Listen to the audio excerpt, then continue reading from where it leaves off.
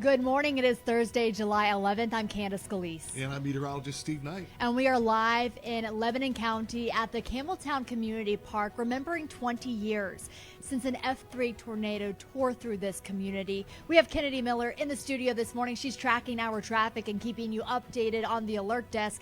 In the meantime, it feels a little breezy out this morning, Steve. Yeah, you know, it's amazing what a difference it can make for us here, Candace, because obviously yesterday it was so warm, so humid, so muggy, but big changes here this morning. You mentioned it's a little bit breezy, and I think folks, a lot of, it's great to be out here actually watching a sunrise. Yes, it's so nice. It's beautiful, but for all of our viewers that get up early, maybe take the dog for a walk, you're going to be shocked when you walk outside this morning because you may even need the light jacket or the sweatshirt because we've got a bit of a breeze and we've got some much cooler temperatures. Now, thankfully, the storms that moved through last night were part of a cold front that's really cooling us back, but any leftover showers and storms have actually pushed off to our east. So we are clearing things out. Just a few fair weather clouds here throughout the day on your Thursday. And today's the day, folks. After 7 straight days in the 90s, we're finally breaking the heat wave. We've got some sunshine for you today, and it's going to be much cooler. Now, shower chances do return tomorrow, but pretty hit or miss. And then can't rule out an isolated thunderstorm to be popping up during the day on Saturday. Heads up, folks, the high heat, the high humidity, it starts to creep back up here over the weekend. And I think we're going to kick off another heat wave that's going to last until at least early next week. But in the meantime, for today, this is what we've been looking for. Mix of clouds and sun, and the humidity so much lower, and afternoon high temperatures that are only going to be getting into the mid-80s. We like the 8s. We like the... Let's keep it that way. Well, here's a look at today's top stories. The family of a woman shot and killed by a state trooper in Myerstown back in 2020 is getting a $5 million settlement. Officials say when Charity Thome was killed, she did not have a weapon on her, and troopers did not have to shoot her 7 times. Take a look at your screen. A longhorn was spotted running across 83 in York County. Police say the bull broke free from a trailer and took officers about an hour to catch up. And today we're looking back at the history of a local community hit by a tornado years ago. Our live coverage continues with Candace and Steve in Campbelltown.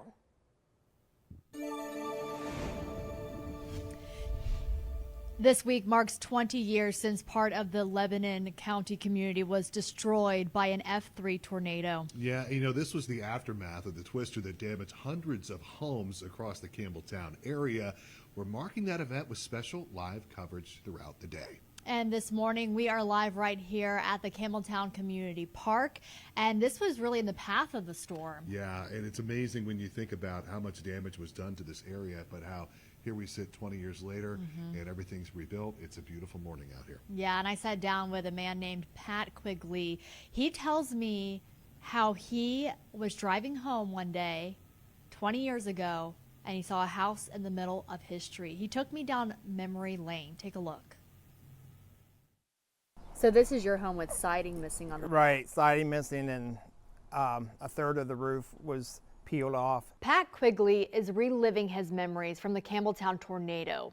I remember it like it was yesterday. It was Wednesday, July 14th, 2004. An F3 tornado came barreling down his street, damaging his home and destroying his neighbors.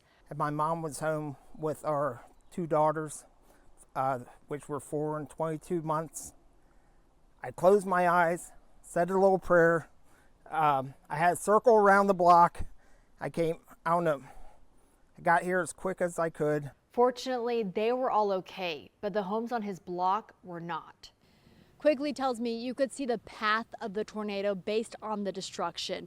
It passed through between these 2 homes behind me, destroying the tan one, and then it came this way. It hit both of the homes next to his, missed his home, and then it kept on going.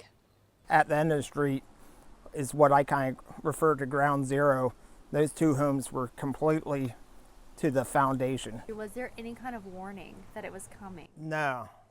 I think they did put a warning out, but I never heard it. Never heard it. You didn't know to expect something like this? No, I just thought it was a typical central PA severe thunderstorm. Quigley and his family were displaced for 6 months. They had a gutter house the whole way, everything had to come down to the studs. And his neighbors had to rebuild. The neighbors have a fence next door, and it just took that fence right out, and that's their car and what would be their garage. 20 years later, the foliage has grown back and the house is rebuilt. But each year since then, Quigley's family takes time to remember what happened. I think about the day often. Until the girls graduated from high school, we always took that day off work and made it a family day and, you know, did something as a family. So it's always marked in our house.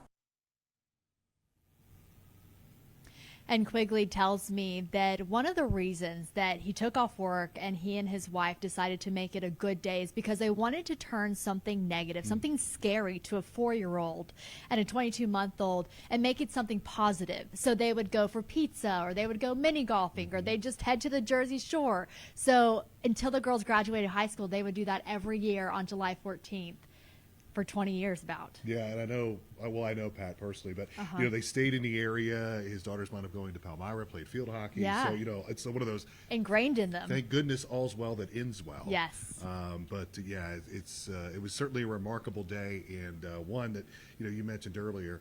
I still look back on it, and when you look at the video of all of the destruction, that no one was killed is somewhat of a miracle. Yeah, it really is. And, you know, they're not the only person who survived the storm, the Quigley family. Yeah, one woman says she was in her car with her 2 children when the tornado hit. She says she saw her life flash before her eyes. So Robin Stutzman, she says that she was yelling at her children, get on the floor, while they waited out the storm in a driveway. She says she nearly drove through a garage door just for protection.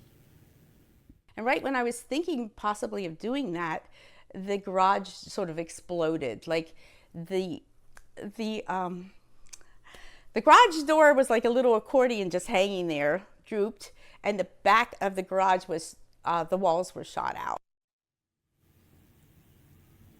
Amazing. Now, Robin says for a minute she thought her daughter had been sucked out of the car. Tonight you'll hear how her son helped save his sister's life. Amazing. Wow, just one of the many stories we're going to be talking about this morning. So join us tonight at 5:30 for another live CBS 21 News special, Campbelltown Catastrophe 20 years later.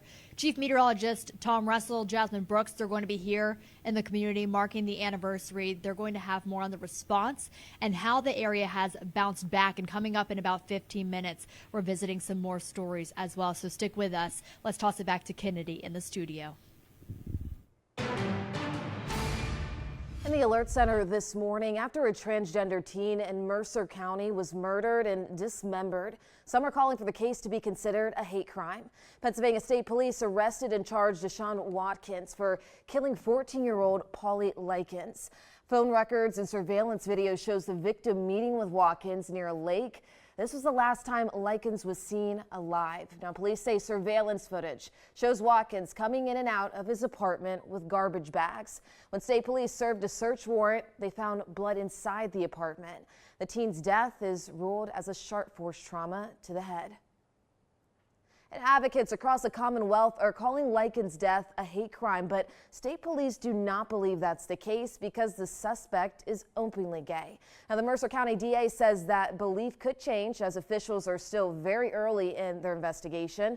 Meanwhile, Governor Josh Shapiro is mourning Likens' death and calling on state police to prosecute the suspect. He goes on to say in a post on X, quote, "It's past time to strengthen Pennsylvania's laws to treat hate-based crimes against LGBTQ+ folks the same way other hate crimes are treated.